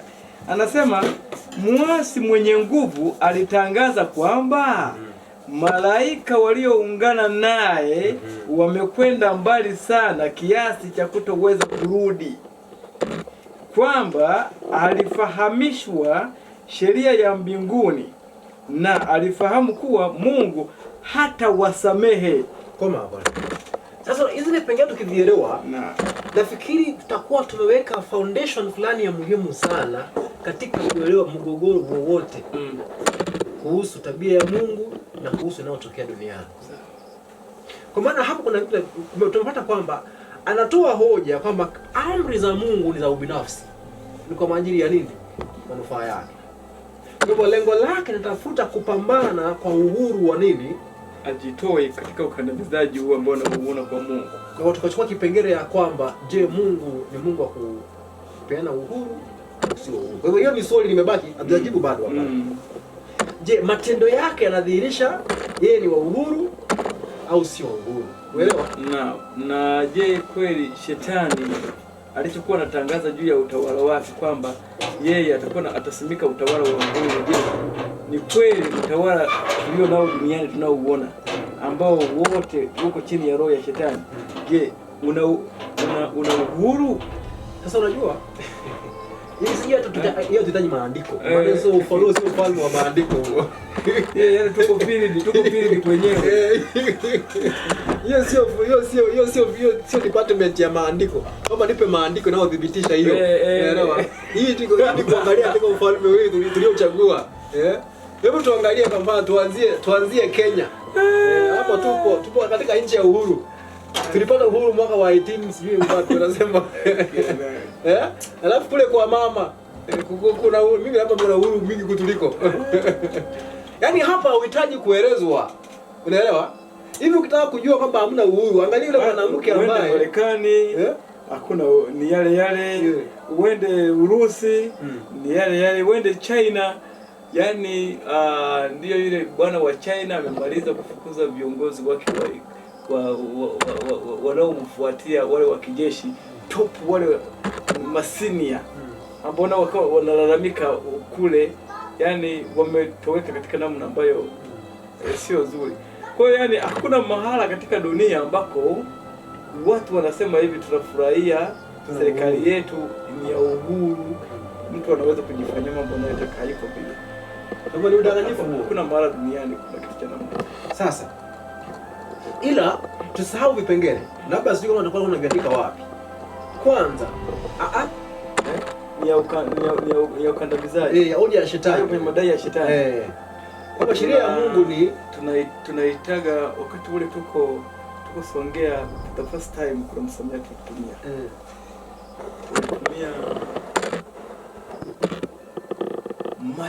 Ulitumia mashtaka. Mashtaka ya shetani. Mashtaka ya shetani. Anaweka tabia dhidi ya Mungu. Ndio hayo sasa. Anaweka kesi ya kwanza. Mungu sheria yake ni ya ukandamizaji. Ya pili kwamba yeye hana uhuru, hawapatii watu uhuru. No, ya kwanza ni kwamba Mungu ni mbinafsi, anajitafutia kwa faida yake mwenyewe. Haya. Ya pili kwamba yeye hawapi viumbe wake nini? Uhuru. Sawa. Hizi zote hatujajibu. Na ile kwamba Mungu hajikani nafsi. Sasa hiyo kwenye ya kwanza. Sasa ya tatu imeongezwa. Mmesikia ya tatu nasemaje? Wako tayari kurudi. Kawaambia wewe, mimi nilikuwa karibu na yeye. Unaelewa kauli? Mimi si ndio nilikuwa nawaletea habari, nimekaa na yeye karibu zaidi. Wacha nikuambie, wewe amumujui. Wewe yule kwanza duniani hapa hiyo ndio hoja ya masengenyo. Unaelewa? Ombea. Wewe haumujui. Yule bwana nimekaa kwake. Mimi nayamjua vizuri. Unaelewa? Ukishasikiza hivyo akili zote imezibwa. Unamjuaje? Sasa hapo unakunywa. Akawaambia unajua nini? Huyu jamaa hawezi fanya kitu gani? Hawezi kufanya hivyo. Hawezi wasamehea. Hoja hiyo ilipitisha kwamba Mungu hawezi samehe kupitia kanuni gani? Hebu soma pale. Ukisikiza vizuri amesema ya kwamba ninajua amri. Mwasi mwenye nguvu alitangaza kwamba malaika walioungana naye wamekwenda mbali sana kiasi cha kutoweza kurudi. Kwamba alifahamishwa sheria ya mbinguni na alifahamu kuwa Mungu hata wasamehe. Kama pale kinachomfanya awe na uhakika kwamba hawezi samehewa, you people mumeenda mbali, ilikuwa imejengwa juu ya nini? Sheria ya mbinguni, sheria ya Mungu. Amefahamishwa, alikuwa anajua. Alikuwa anajua nini? Atawasamehe. Kwa Kiingereza nasema hivi. Hiyo sentence kwamba alikuwa amefahamishwa kwa Kiingereza nasema hivi. Sikiza hapo nasema. Iko hapo. He was acquainted with the divine law. Sio kwamba alikuwa amefahamishwa, alikuwa na ufahamu wa sheria ya Mungu. Naijua. Hapo sasa. Hiyo ninaijua hiyo sheria. Kwamba mumeenda mbali, hamwezi samehe kwamba sasa sikiza. Kwa hivyo kinachofanya malaika kwa mbele tu. Kwamba hapa sasa kinachofanya hamwezi samehewa ni maana sheria yake. Haiwezi kubali kusamehewa. Unaelewa? Kwa njia nyingine hapa ameshasema kwa njia nyingine Mungu hawezi samehea kwa maana asili ya Mungu ndio sheria hiyo. Unaelewa? Kwa hivyo mashtaka yanaingia kwamba Mungu hana uwezo wa kusamehe unapomkosea. Hapo mimi tumepata? Sasa alitangaza kwamba wote watakaojisalimisha katika mamlaka ya mbinguni, number 1, watanyang'anywa heshima yao na kushushwa vyeo. Kwa yeye alikuwa ameshaamua kamwe kuto kutambua mamlaka ya Kristo. Alisema kuwa kilichokuwa kimebaki kwake na wafuasi wake ilikuwa ni kudai uhuru wao tena kwa nguvu, haki ambayo hawakupewa kama walivyotaka. Kwa hiyo walikuwa na specialist prepared ambao walikuwa wanapeleka kwa Mungu asaini ambaye Mungu alikataa. Sasa hapa kuna kipengele nataka sikisipotee. Hiki kipengele ni hichi cha kwamba wameshapata uhakika ya kwamba huyu Mungu hawezi wasamehe, kwa maana sheria yake haiwezi fanya nini? Haiwezi kuruhusu. Kwa maana nyingine, anachokisema kwa maneno mengine ya moja kwa moja, Mungu hasamehei. Yaani anafaa tu waambie hivyo. Mungu afanye nini? Mungu wasamehe. Lakini atawapokea. Hivyo unajua, unaelewa? Atawapokea vipi? Atawachukua ile kwanza, lazima atawashughulikia. Unaelewa? Kwa hivyo ni msamaha upi unaona magani? Ataridhika kuwachukua wakati ambapo ameshawaletea adhabu. Sasa pendeleweka, Mungu akiwaletea adhabu, basi atawapokea. Ndipo anasema mimi najua hivyo ndivyo atakavyofanya, atawanyang'anya mamlaka, atawashusha, ila mimi nimeamua sirudi, nitapambana mpaka nijipatie uhuru wangu. Sasa turudi nyuma tujiulize, je, Mungu kwa kweli asamehei anavyosemekana? Tunatakiwa tupate evidence. Sasa je, Mungu huwa anaadhibu kabla asamehe kama hivyo ndivyo anavyodai? Ila sasa kama kwa kutafakari hali hii katika pambano kule, lazima kuwe kuna ujinga fulani hivi ambao ulifanyika, kwa sababu wale malaika ambao tena alikokota kimsingi waliamini bila ushahidi. Hawakuwa na prior experience. Hawakuwahi kuona Mungu akifanya yale madai shetani alikuwa anadai. Kwa walihitaji kupata ushahidi wa hicho shetani alikuwa anawaambia. Na sijui ni kwa nini uongo unakuwa mtamu unamsababisha mtu asidai ushahidi. Hata sisi katika maisha yetu, mtu akija akakwambia kwamba unaelewa, si pia ni bwana, kwa nimeshangaa, ni hivi na hivi na hivi na hivi, mtu anapokea moja kwa moja, na saa hiyo hiyo anafunga na milango, alafu anaanza kusambaza naye bila kutafuta kupata ushahidi kwamba ni kitabu chake cha mafunzo ya akili anasema kwamba shetani huwa anatamani alazi akili, kwa maana anajua hana ukweli kwa sehemu yake, hana ushahidi kwake. Kwa hivyo anapolaza akili itakuwa manufaa yake, kwa maana yeye hana nini? Ana ushahidi. Na ndio maana anabuni vitu vya kulaza nini? Kwa maana hiyo itakuwa manufaa yake. Hiyo kwa kweli kabisa. Sasa mimi kwa nauliza swali. Tunapowaza katika matendo ya Mungu na jinsi ambavyo tumehubiriwa Injili, je, Mungu anasamehea bure au kwanza lazima adhibu? Sawa, hilo nafikiri itakubadiliwa swali kubwa sana na kwa sababu katika theolojia iliyo kwenye vichwa vya wengi wanaoamini Biblia, wanaamini ili Mungu amsamehe mwanadamu ni mpaka alilipwa. Na ukisikia watu wanaimba kwamba alilipa bei na wiwa naye, basi yumkini aliyekuwa kidai ile bei ambayo Kristo alilipwa. Ukiuliza watu wengi watakwambia ni nani? Ni Mungu. Unaona?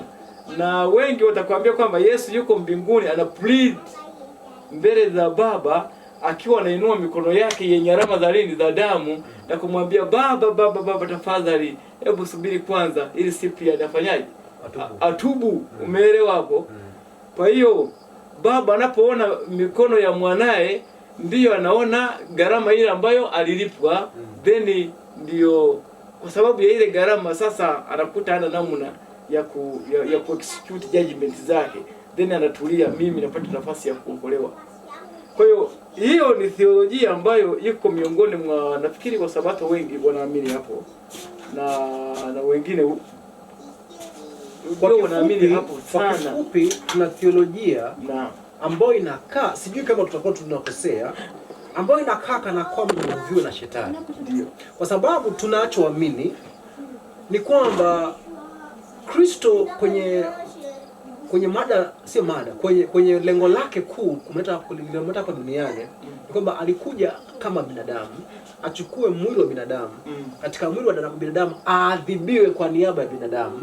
Baada ya kuadhibiwa kwa niaba ya binadamu, ndipo sasa sisi tutumie adhabu aliyoipata kupokelewa na Mungu. Sasa hii na shetani adhabu yetu, kwa sababu kuna mtu ameshaadhibiwa kwa niaba yetu. Sasa hii na shetani nao sema tofauti gani? Kwa maana shetani anadai ya kwamba atawasamehe ila atawaadhibu. Sasa swali, sisi ndio hatutaadhibiwa. Ile kuna yule ambaye ameadhibiwa kwa niaba yetu. Huo msamaha nao upokea kutoka kwa Mungu, kwanza si msamaha wa bure, kwa maana kuna yule aliyechukua nafasi hiyo nikaadhibiwa. Kwa hiyo ndio kusema kwamba kama huo utakuwa ni ukweli, basi Mungu alikuwa amejificha pale akiwa na operate na Pilato pamoja na wale waliokwenda kumshtaki Yesu asubuhi pale kwa Pilato. Kwa hiyo Mungu alikuwa ndani ya Kayafa akimshtaki nani?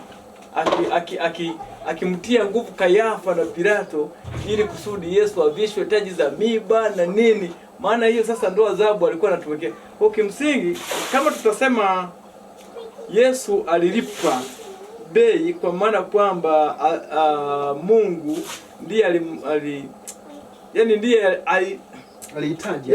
alihitaji, ndiye alikuwa na hiyo adhabu. Tumeelewa hapo kwamba Mungu ndiye alikuwa na hiyo adhabu ambayo alikuwa ameiweka kwa ajili ya wanadamu waliokosa. Na sasa Yesu huruma zaidi ikamuingia, akasema Mungu, hebu waache hao Baba, mimi wacha niteremke uniadhibu mimi ili Cyprian na Wycliffe waokolewe. Si ndio hivyo? Sasa kama sivyo hivyo, ni nani alikuwa na ile adhabu? Mimi baka hapo singependa kwenda pale.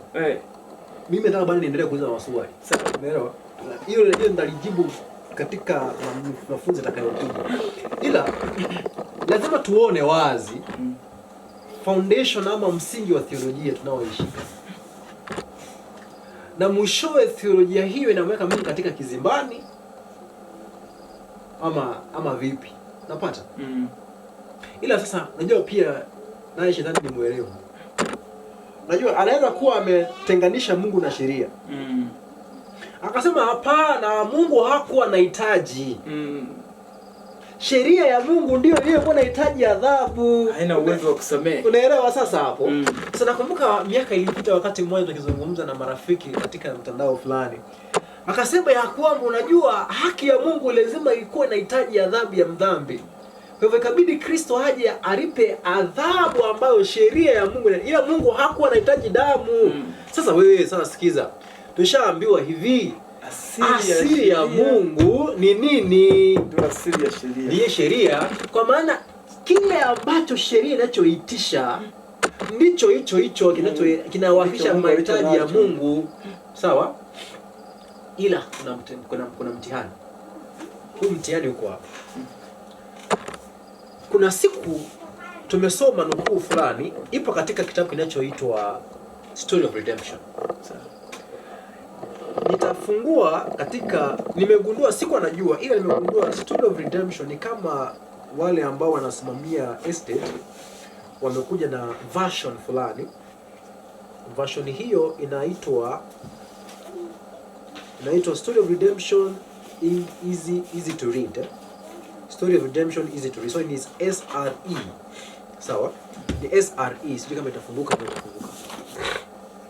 Hata nitaisoma tu. Niko nayo. SRE 15 paragraph 1. Sasa hapa na nukuu nilipata ya ajabu sana. Inasema hivi. Those angels who still be those angels kama itakuwa imefungua hapo ndio.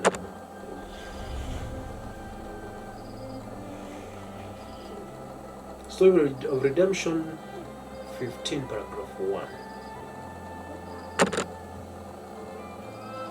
Sasa hii wametumia Kiingereza, wanasema easy to read 15 paragraph 1. Aha.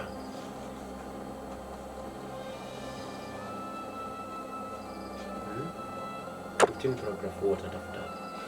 Paragraph 1 ndio hiyo natafuta, mbona sioni kama ni. Okay, wacha nisome jinsi ambavyo imenukuliwa hapa kwenye hii. Lakini kwa yule ambaye kuna estate ya simu unaweza tafuta SRE, not SR. SR ni story of redemption ambayo tunaidiwa kawaida. Ila kuna version nyingine ambayo wameita SRE. So ni easy to read. Inasema kwamba those angels ambao nazungumzia ni malaika wale ambao walikuwa waasi wameshaanguka, will still be happy in heaven if Satan had not led them in rebellion. Hapa ni ule wakati ambapo shetani anataka kurudi katika nafasi yake ya kwanza. Kwa hiyo kile ambacho kinafanyika hapa ni kwamba anamuita Kristo katika audience, alafu anaanza kumwambia ya kwamba anatamani afanye kitu gani? Arejeshwe. Ile naifahamu. Umefahamu? Kumbuka hata wakati ule tuko Songea ile kwa mara ya kwanza. Nafikiri tulisoma ile nilikuonyesha ile.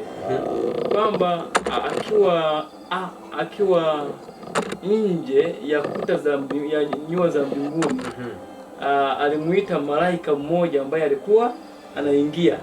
Unaona? Akamwambia kwamba muitie Kristo. Si ndivyo? Ndio. Then akamwambia kwamba Kristo alipokuja akamwambia kwamba yuko tayari arudishwe katika nafasi yake. Ndio sasa. Sasa hapo hiyo inaleta katika njano hapo. Those angels would still be happy in heaven if Satan had not led them in rebellion. God's law could show Satan's sin, but the law could not forgive Satan's sin. Bas, mpaka hapo. Sasa nukuu hiyo moja kwa moja ukiisikiza, itakaa kana kwamba inasahihisha madai ya nani? Madai ya shetani. Yaani inapiga tiki muhuri kile shetani alikuwa amewaeleza malaika mbinguni. Kwamba amri ya Mungu itawaonyesha tu nini? Makosa yenu. Ila haiwezi kusamehe. Kwa kwenye ile kauli tuliyosoma napo waambie malaika mimi najua hiyo amri. Atakuwa yuko sawa. Atakuwa sasa hapo shetani yuko. Sasa hii ndio ambayo theolojia hata katika Waadventista inatumika. Kwamba amri ya Mungu inahitaji adhabu. Ikishavunjwa inahitaji adhabu. Kwa binadamu ndiposa aweze kuwa huru. Kristo akachukua nafasi ya nini?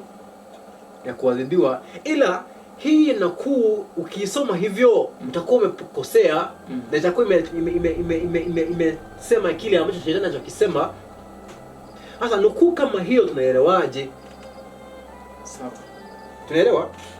Sasa hiyo nafikiri tutaweza kuizungumzia kwa ndani kwa vipengele vingine. Ila naomba tuseme hivi. Tunapozungumzia sheria ya Mungu, tunazungumzia nini? Unaelewa? Kwa sababu duniani hapa hata mimi mwenyewe ukiniambia sheria ya Mungu ndakuwa moja kwa moja ninafikiria kitabu cha Kutoka 20. Sawa? Hapo ndo akili zangu zitakimbia moja kwa moja, wakati ambapo ukienda kwenye kitabu cha Kutoka 20 utapata ya kwamba Mungu alitamka maneno fulani. That is a list of 10 things.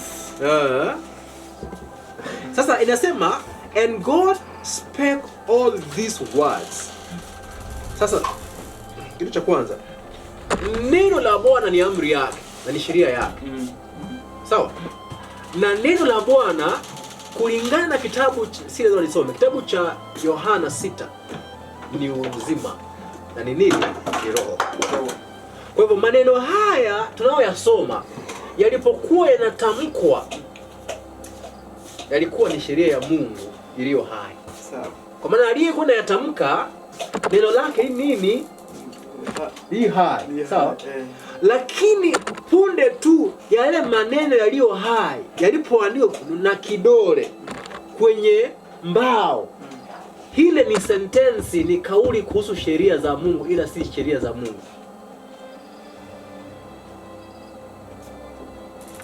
Naomba niende mbele kidogo. Hivi leo nikachukua maneno haya nikayachapisha kwenye karatasi, kwenye picha, nikayaweka kwenye ukuta ya nyumba yangu, hiyo sio sheria ya Mungu. Ni horodha au kauli, sentensi kuhusu sheria za Mungu, ila hiyo sio sentensi ya Mungu. Sio sheria. Hiyo sio sheria, ila ni sentensi kuhusu sheria za nani? za Mungu, ila zenyewe si sheria ya Mungu. Pale inaweza kuwa kama sieleweki vizuri. Mbona nasema hivyo? Nasema hivyo kwa sababu sheria ya Mungu ni asili yake. Sawa? Na Mungu ni kiumbe hai. Ila orodha ya maneno kwenye daftari au kwenye mbao au kwenye ukuta hayapo hai.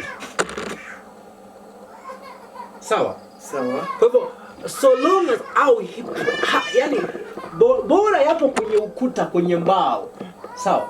Yale hayana uwezo wowote kukufanyia jambo lolote isipokuwa kukushuhudia ya kwamba umeiba. Zaidi ya hapo hakuna cha kukusaidia.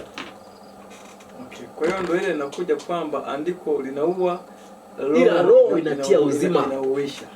Kwa hivyo tunaposema sentensi hii ya kwamba amri ya Mungu ingewaonyesha tu dhambi, ila ingewasamehea, aizungumzii amri iliyo hai ndani yao. Ni amri waliokuwa wameikana. Kwa maana nyingine ni amri iliyovunjwa. Sasa unaposikia amri iliyovunjwa, moja kwa moja nakumbuka mbao za amri zilizovunjika. Kwa kesi ya Musa. Kule juu ashapembeleza Mungu akamwambia, najua ukiwaua ule watasema kwamba uliwatoa uje ukaua jangwani. Basi ndio wewe fanya hivi, basi wewe niondoe kwenye kitabu chako cha uzima. Basi Mungu akamwambia, basi Musa bwana, tuliachie hapa, sio? So Musa anateremka na zile mbao mbili, sio? Alipofika chini zilifanyikaje? Alizitupa. Karafu zikavunjika. Kwa hiyo amri zile ni kwenye mbao zilizovunjika, kuwakilisha ya kwamba wanaoziletewa tayari wapo katika hali ya kuzikataa, zimevunjiwa tayari. Kwa hivyo zile ambazo zilikuwa mkononi pale, sentensi zilizokuwa pale zinazungumza ukweli, ila ziwezi waletea ukweli ule ndani yao. Kwa hivyo hadi pale amri ya Mungu ambayo haipo ndani ya moyo haiwezi leta msamaha, haiwezi leta usawa, ila italeta kitu gani? Majuto na hukumu. Hivi sijui kama ni wewe unayependa kusema, sijui kama nani, ila nitakuwa nimekosea labda. Na mwalimu mmoja anasema ya kwamba, na hii sio kwa sababu tunalenga kuchokoza mtu, ninatumia kauli iliposa nieleweke vizuri. Kuna mwalimu mmoja anasema ya kwamba ukipata wanadada wanaovaa vituku na vaa vimini wanatembea uchi, ukiwa unataka kuwazungumzia wanakuwa wakali, hawataki kuzungumza na wewe, wanakuwa wakali. Akikupatia neno moja hauna ujasiri wa kurudia tena. Ni nini mbona anafanya hivyo? Anafanya hivyo ndiposa awe salama. Yaani ukimletea ile hoja anajua anachokifanya hakistahili. Anajua anachokifanya hakistahili. Kwa hivyo ndiposa hawe sawa, anahitaji ya kufanya nini? Akusukumizie mbali. Unaelewa? Kwa mkosaji wakati wowote, kama vile Kristo alivyosema, amejihami. Mkosaji wakati wowote dhamiri yake inamshuhudia. Ila dhamiri yake inapomshuhudia, ukaja ukamletea hapo umpatie shuhuda za Mungu, ama Mungu anasema hivi, atakuwa na kupenda na kuchukia zaidi. Atakuwa amejawa upendo ndani yake na amani, ama atakuwa anaumia zaidi? Atakuwa anaumia zaidi.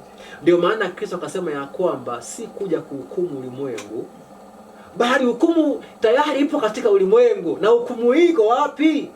Kwa maana nuru ilikuja, wakafanya kitu gani? Upendo giza kuliko nuru. Kwa hivyo hukumu, in fact, ukisoma sasa ile story of redemption yaje tunayoijua, sentence hii itakuwa inasema ya kwamba the law will only condemn them. Kwa hivyo kinyume cha kusamehe ni sawasawa na kuhukumu. Kwa hivyo Kristo anasema mimi sijakuja kuhukumu, lakini hukumu tayari imekuja, kwa maana ya kwamba nuru ilikuja ila wakakataa nuru, wakapenda nini? Wakapenda giza. Kwa hivyo kinachofanya ya kwamba mtu akose amani au msamaha, sio kwa maana sheria haina uwezo wa kumweka awe sawa, ni kwa maana tayari ameshakataa nini? Sasa kumbuka, kesi hii tayari shetani ameshakataa sheria ya Mungu. Kwa hiyo sheria ambayo ameshaikataa haina nafasi tena ya kumsaidia. Ndio nafasi ambayo tulivyokuwa tunajadili tukasema wakati fulani kama sheria ni inatulinda, ndio ulinzi wa viumbe vya Mungu katika kuviepusha na mabaya na viendelee kuishi katika uzima. Mfano, mtu ambaye ameacha kupita kwenye daraja alafu kwa makusudi kama Lucifer alivyokuwa amefanya, yeye alifanya kwa makusudi, akajirusha kutoka kwenye daraja kuanguka chini. Then baada ya kuwa ameanguka, lile daraja haliwezi kuwa na msaada tena na yeye, hakuna namna litamsaidia. Lakini wakati kabla hajajitupa kutoka pale, lilikuwa ni msaada na ilikuwa ndio linamsustain aweze kupita salama, aendelee na mambo yake. Lakini vile amekataa kupita kwenye daraja na hakuna njia nyingine yoyote ya yeye kupita, na amejirusha yuko chini ya daraja, then daraja hili haiwezi tena kuwa na msaada wowote kwake. Unaona? Kwa hiyo kwa kuwa Lucifer alikuwa amekataa sheria, na kimsingi sheria ndio inatia uzima, alikuwa amejitenga tayari na uzima na ndio amegombana na uzima, then hakuna namna nyingine iliyokuwepo ya kumponya Lucifer. Sasa mwalimu, hapa kuna kitu ambacho nataka tusisitize. Sijui kama tutakuwa na muda kiasi gani wa lesson hii hapa, lakini kuna kipengele hapa sijui kama tunaona wingi wa maagizo, wingi wa ujumbe wa matengenezo hauwezi saidia binadamu ambaye moyo wako hujabadilika. Sawa. Ila utaendelea kumkandamiza, hauwezi mponya kabisa. Ila makusudi tena nyingine ni kwamba unapokumbuka Mungu anapopatia Musa maagizo, aliyapatiana mengi. Mbona apeana maagizo mengi kwenye orodha ambayo haiwezi wasaidia? Anayawapeana kwa sababu anataka dhambi iongezeke. Sheria izae dhambi iwe nzito zaidi. Yaani kwa maana nyingine anataka waendelee kudhihirishiwa, wa ufahamu hali yao halisi, mambo wako katika hali mbaya zaidi. Unaelewa? Ila amri zile zile aliye ndani ya ua wa ulinzi wa amri zile zinakuwa ni mbaraka wa uzima. Si ndio? Kwa hivyo ndio maana baadaye unampata Kristo anasema ya kwamba anafurahia mashauri, anafurahia amri zangu. Naomba tusome kauli ziko hapo kwenye kitabu cha Mathayo 19. Naomba ufungue Biblia. Mathayo 19 mstari wa 16. Nafikiria tutamalizia kwenye kipengele. Naomba nitupitie kipengele hiki, naomba nikipatie labda a subtitle. Mathayo 19 mstari wa 16. Naomba nikipatia a title. Title yenyewe ni hii: amri ya Mungu ni kitu gani? Hiyo mimi nilikuwa nafikiri kwamba tuifanye kwa mada. Yaani tuipatie muda mpana, sio kwa hivi leo. Kwa hapa sawa, mapendekezo mazuri. So kitu tutafanya basi, naomba tusome gani sasa pale? Hebu kidogo watu wa Galatia, tusome basi wa Galatia, alafu baadaye tutakuja katika swali hilo la sheria. Kitabu cha Wagalatia, soma Wagalatia 3:21.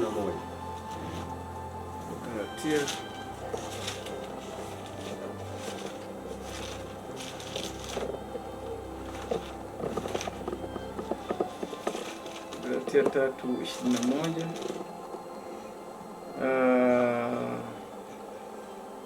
Anasema hivi: basi je, Torati haipatani na ahadi za Mungu?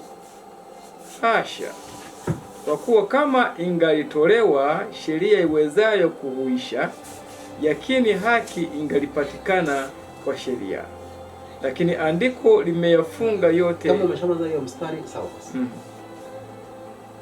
Paulo anapoandikia Wagalatia anawaambia kwanza, anaosema kwamba je, sheria ya Mungu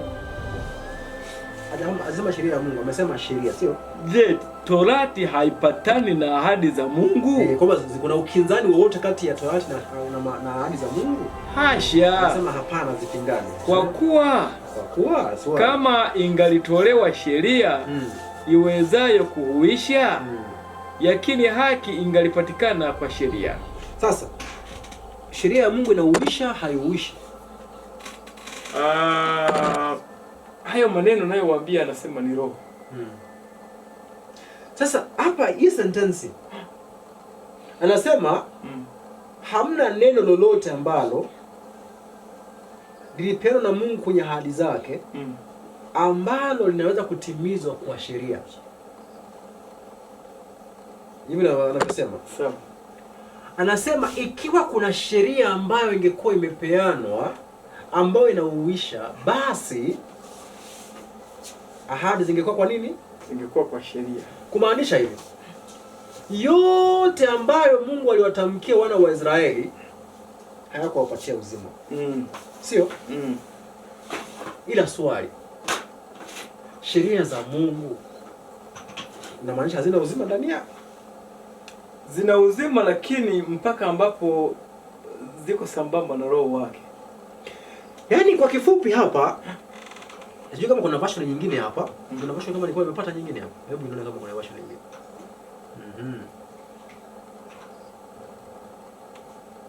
Sawa. Sina version nyingine. Kwa kifupi naomba tukomee hapa, alafu baadaye tutaje kuja hapa, lakini napenda sentence tu fupi kwa kuzungumzia Wagalatia hapa.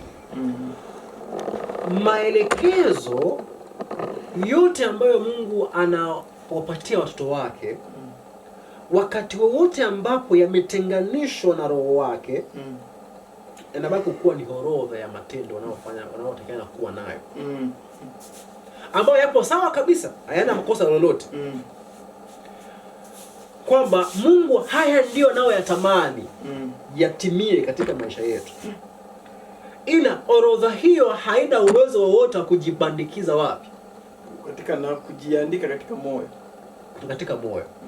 Kwa hivyo kesi katika sentensi hiyo Wagalatia ni katika roho iliyotenganishwa na sheria, au sheria iliyotenganishwa na roho, au maelekezo ambayo ni ya Mungu lakini hayana roho, hayana uzima ndani yake.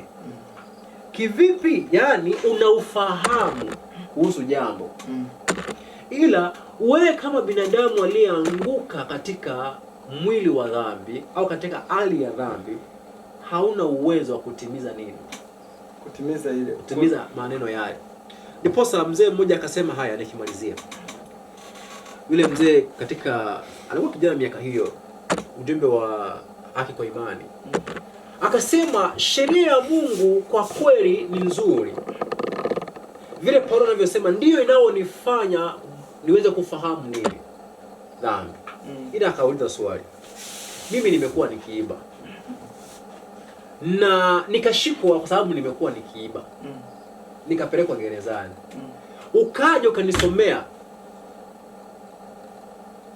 sheria niliyokuwa nimeivunja, niposa na nikajipata hapo kwamba usiibe, unisomea usiibe, inasaidia nini? Itanisaidia nini katika hali yangu?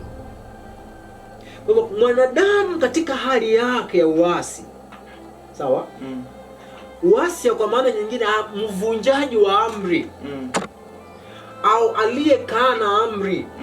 Amri haiwezi mletea uisho, amri haiwezi mletea msamaha, ila amri yenyewe katika Bwana iliyo na uzima, iliyokubaliwa ndani ya moyo wa mtu ambaye ameipokea, ina uzima. Hii ndio tofauti tu. Mpaka pale ninaomba niweze kukomea hapo. Ikiwa utakuwa na swali, basi unaweza pata kuuliza. Mimi nafikiri hii wakati hii unapoanza kipengele cha mwisho, unapojibu kwenye ile kwamba sheria isingeweza kusamehe, ile ingeweza tukuonyesha dhambi. Na katika maelezo ambayo umemalizia nayo mwishoni, ukisoma ni kitabu cha Waefeso, kuna vitu viwili ambavyo Mungu anaviweka pale. anasema upanga wa Roho.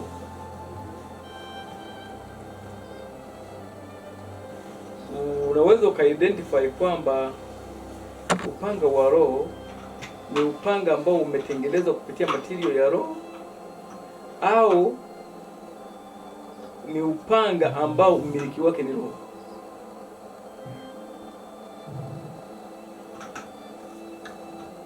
Hapo tusome kwanza. Okay, ndio hiko hivyo, na tuko tumalizia tu, hatutaje kwenda hapo.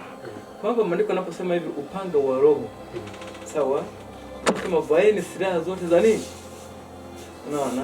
Ujivikeni siji na nini na nini na upanga wa Roho. Ndio namalizia hivyo katika silaha pale anaposema silaha zote za Mungu. Kwa hiyo upanga wa Roho, ile sentensi unaweza ukaichukua katika mitazamo miwili.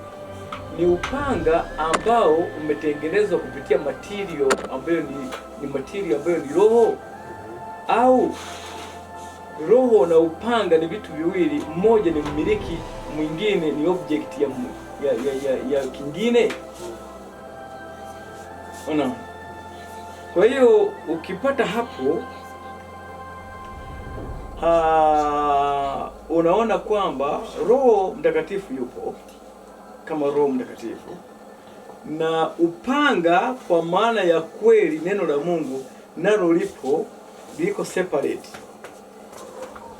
Roho Mtakatifu ndio yuko vitani na dhambi, kwa sababu maandiko yanasema dhambi isingaliweza kushindwa isipokuwa kwa njia ya nini? Ya Roho Mtakatifu kaa ndani ya moyo wa mtu. Kwa hiyo Roho ndiyo yuko anapigana na dhambi, ila akitumia upanga ambao ni neno la nani? La Mungu. Lakini kama upanga huo utakamatwa na roho ambaye sio roho wa Kristo, huo upanga tena hauwezi kuokoa, badala yake utafanyaje? Utaangamiza. Ndio maana unakuta shetani naye anatumia neno la Mungu.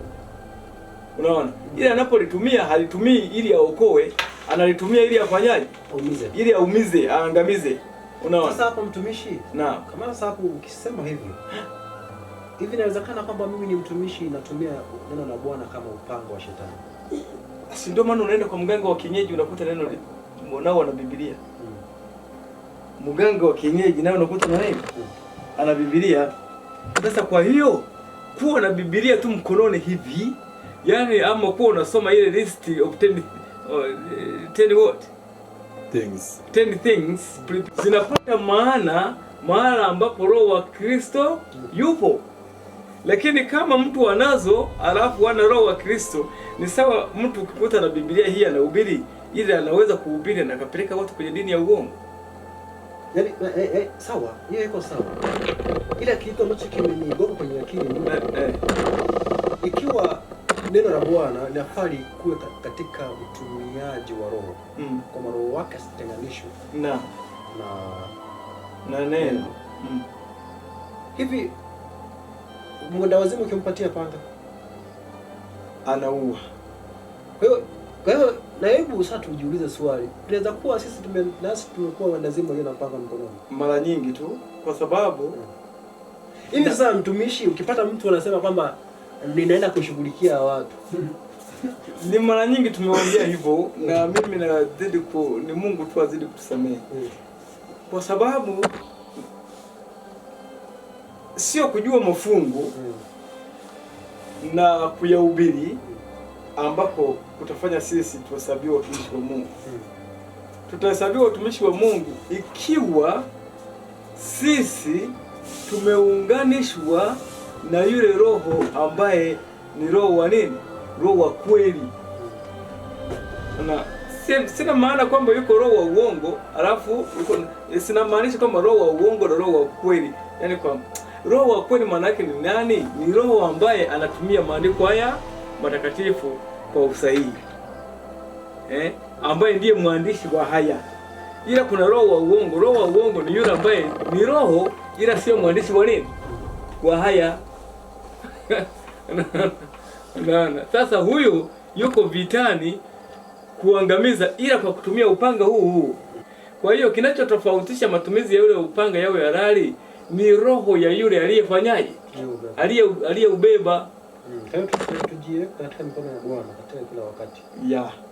tunahitaji kuomba sana Roho wake atutumie watu sidhihirishe mihuri ya binadamu.